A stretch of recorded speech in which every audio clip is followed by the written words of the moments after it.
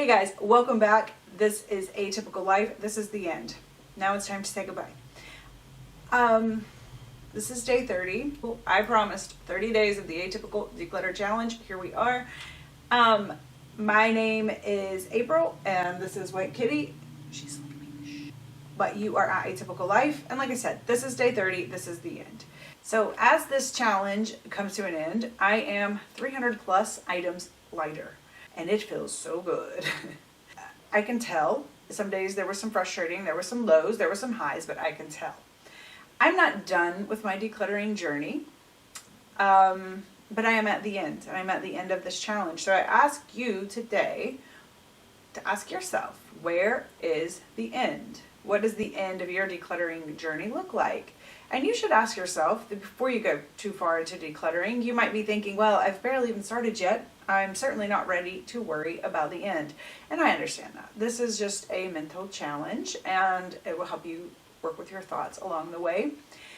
But with decluttering, and as with any attempt to change a habit or a situation, you need checkpoints and you need guidelines. And that is a topic I want to come back to after this series and maybe dig a little bit more into it. But right now, just visualize what the end goal looks like, and then kind of make sure it's realistic-ish. It doesn't have to be super realistic, but ish. I will never tell you not to dream. Dreaming is important. Fantasies are important. All of these things are part of the human experience. They're important. But I will always remind you to not let your dreams tell you that your right now isn't good enough, okay? And that your accomplishments are still short. Don't short yourself. Don't fail to appreciate the moment because you aren't at the end result yet. I know we all have bad days and we have ups and downs, and those are different. What I'm talking about isn't the ups and downs, the natural ups and downs of the cycles of the day-to-day life, but I'm talking about when you're constantly over a long or a mid period of time kind of beating yourself up because you're not there yet. Now, let's visualize again. Let's visualize what a realistic end to your current situation might look like in 3 to 6 months. Where might you like to be in 3 to 6 months with this journey? How would you describe it? What does it look like? What are the things that are different? But most importantly, what are the feelings associated with your 3 to 6 month end goal? Story break. Once upon a time, I ran away to France. I thought the experience was going to look a certain way. I thought it was going to look like a dreamy European fairy tale, and in some ways it really did. In some ways, though, it did not. Unless maybe it was Cinderella and the housekeeper, that part. But I thought I knew what I was looking for when I left home.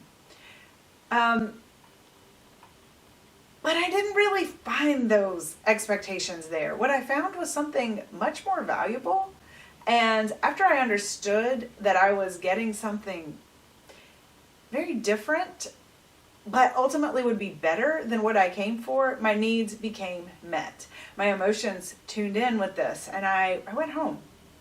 The journey actually ended sooner than I expected. I knew it was the end of it. I went home not with my tail between my legs because I didn't reach the goals I thought that I would reach, and I didn't have the experiences I thought that I might experience, but I left with my head held high that I survived. And I learned a few amazing and unexpected things in the process. What I found in France was a different perspective about life and the way that I was living it in the US, and the possibilities to do something different with my life that would ultimately serve me better. How is this like decluttering? Maybe you're looking for a certain aesthetic or a visual experience or an outcome in your home. And you probably will start to find that in some ways when you start decluttering. But what you might also find is that decluttering can be really messy, confusing.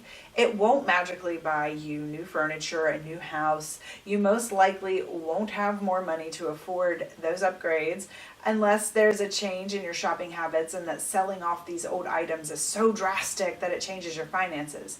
But sometimes when you declutter, you realize that, well, now you can just see the spaces in my house that need work. Sometimes you find that these uncomfortable truths about yourself. But if you start to work with those truths, you find a whole new world opening up to you. Sometimes you find painful memories and even happy ones that are buried in the clutter. And they really need to see the light of day, to be appreciated, and most importantly, healed. Sometimes we find our failed dreams or the dreams we forgot about that return to us at just the right time. Hopefully, by working through your stuff and your habits, you find that new perspective.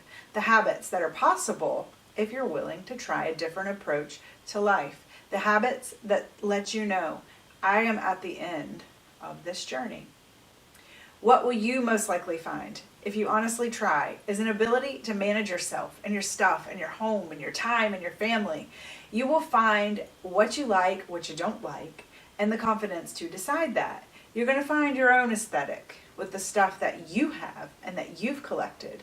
You'll find yourself being a leader for your family, as long as you don't burn those bridges in the process. I know it can be very frustrating, but you got to treat them kindly during the process. And you'll find a peace of mind that you got this, even when it's hard, even when it's confusing, even when something happens and a whole load of stuff shows up at your door. Ding dong! Online shopping. Online shopping. So go ahead and visualize what the end looks like, but be open to it turning out a little bit better than that.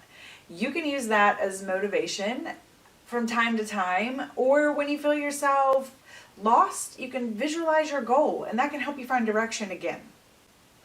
But most importantly, remember what the end feels like. What does it feel like to be more confident and knowing that you have the tools to deal with the chaos whenever it shows up, no matter what it looks like?